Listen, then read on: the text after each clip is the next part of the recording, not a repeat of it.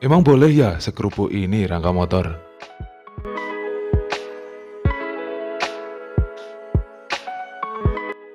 Ciao, bentornato nel canale Automotive Gendris.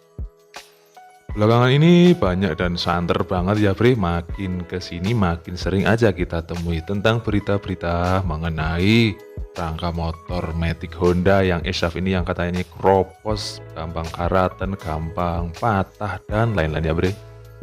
Di video kali ini kita akan ngebahas nih mengenai rangka ESAV Honda yang dikatakan itu ringgih banget bre, gampang kropos, gampang karatan, gampang patah, gampang mendua, gampang nekuk, gampang yang jelek-jelek lah pokoknya bre. Dan apakah benar dan gimana ya kira-kira tanggapan dari AHM itu sendiri? Oke deh, seperti biasa sebelum video ini dimulai kalian bisa banget tuh gas brutal tombol like sama subscribe-nya. Dan kalian juga bisa player-player di kolom komentar, penuhin tuh kolom komentarku. Oke, kalau udah yuk langsung aja kita masuk ke videonya. Langsung aja yuk kita cek. Rangka ESAV atau Enhanced Smart Architecture Frame merupakan rangka yang pertama kali muncul di tahun 2019 yang lalu bre, yaitu pada Honda Genio. Rangka ini hadir sebagai jawaban dan implementasi berdasarkan pasar dan kebutuhan serta keinginan dari masyarakat Indonesia sendiri bre. Kalau gini sih motor yang pakai rangka ESAV ini diantara lain ada Genio, Honda Beat, Honda Scoopy, dan Honda Vario yang 160 ya bre. ESAV sendiri berbeda dengan rangka jenis biasanya bre yang menggunakan pipa besi. Rangka ini menggunakan lembaran plat baja yang kemudian dipres dan dilas. Tak seperti rangka besi yang lainnya bre, yang biasanya itu kan dari besi yang dipotong kan. Nah kalau rangka ESAV ini itu berasal dari lembaran plat baja yang disatukan dengan cara dipres. Nah kemudian setelah udah dipres, dilas menggunakan las laser, yang dengan las laser ini diklaim dapat meminimalisir deformasi rangka bre. Terdapat 6 bagian sisi frame yang disatukan menjadi rangka ESAV ini. Dan ditambah dengan pengelasan menggunakan laser welding, membuat hasilnya ini diklaim lebih baik bre. Nah, AHM juga mengatakan penggunaan teknologi ini hampir menjadikan produknya ini gak ada celah untuk deformasi bre.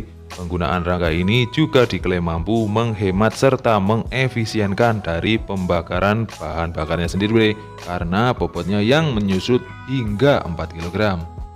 Dengan berat bodi yang menyusut tentunya menjadikan motor lebih mudah untuk dikendarai, manut diajak bermanuver, serta lebih ngacir karena bobotnya yang lebih ringan. Konsumsi BBM-nya pun menjadi lebih irit serta efisien. Dan diklaim juga jika rangka ini punya ketahanan yang lebih baik karena menggunakan bahan dari baja. Tapi apakah benar ya bre kalau rangka ESAV ini lebih kuat dan lebih baik dari rangka-rangka sebelumnya? Oh kenapa ya makin kesini makin banyak dan berseliweran kalau rangka ESAV ini gampang kropos, gampang berkaratan, gampang nekuk-nekuk, gampang patah. Itu kenapa ya kira-kira bre? Nah mengenai maraknya berita yang berseliweran tentang rangka ESAV yang gampang kropos, gampang patah, gampang berkarat, gampang nekuk-nekuk ini, Dirut pemasaran dari AHM mengatakan jika kasus rangka kropos, nekuk, patah, atau terbelah dua ini harus dilihat case by case bre, jadi nggak bisa dipukul sama rata gitu bre.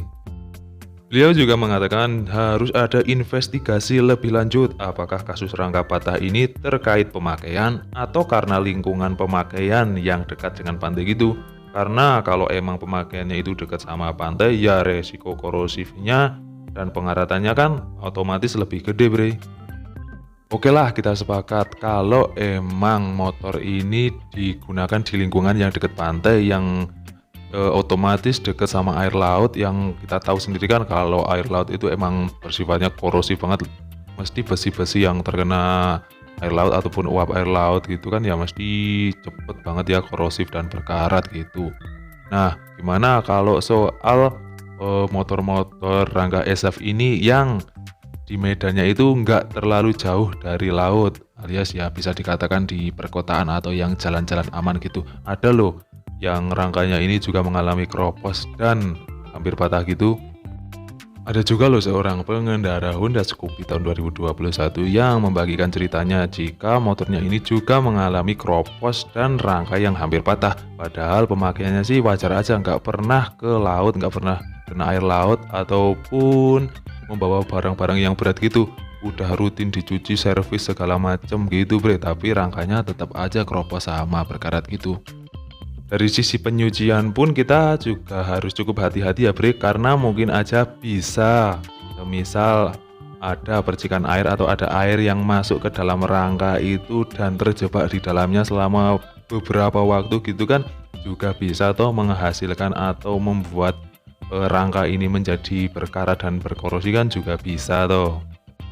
Ditambah lagi sama kekuatan media sosial yang gila-gilaan ya bre, ada berita apa sedikit langsung bisa up dan meledak gitu. Jadi ya emang harus lebih berhati-hati juga ya soal bermedia sosial ini.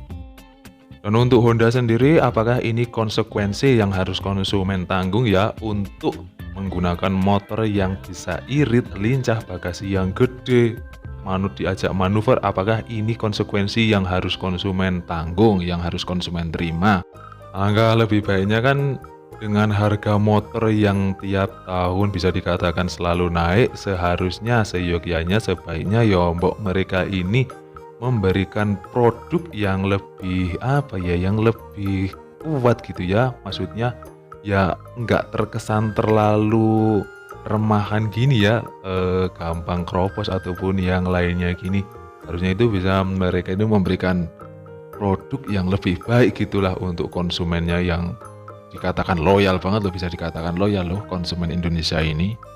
Atau semisal nggak gitu ya mbok mereka kasih peringatan, motor ini khusus di jalan yang mulus dan rata, nggak ada halangan apa-apa gitu ya, tidak diperuntukkan untuk medan yang ekstrim dan bergelombang gitu. Oke, mungkin cukup sekian dulu ya video pembahasan kita mengenai rangka ESA Honda yang diklaim lebih ringan, lebih baik, lebih efisien daripada rangka jenis sebelumnya. Dan tapi nyatanya banyak juga ya berita berseliweran mengenai rangka ESA ini yang katanya gampang kropos, gampang karatan, gampang nekuk, dan gampang patah. Namun semua ini kembali lagi sama medsos ini yang kekuatannya luar biasa. Kembali lagi sama penggunaan medan ataupun beban yang harus motor ini bawa ya gengs ya. Terlepas lagi kalau berita ini benar ya, semoga pihak dari Honda mau memberikan solusi dan perbaikan untuk kedepannya. Kalau semisal berita ini salah ya semoga Honda pihaknya ini bisa membuktikan kebenarannya. Atau mungkin ini emang konspirasi ya gengs ya, biar masyarakat Indonesia tiap beberapa tahun sekali beli motor. Ups. Oke guys, sekali lagi makasih kalian udah nonton video ini sampai akhir. Mohon maaf kalau aku ada banyak salah kata dan pengucapan, banyak kekeliruanku dalam penyampaian informasi, mohon dikoreksi ya. Sekali lagi makasih udah nonton video ini, sampai ketemu lagi di video selanjutnya.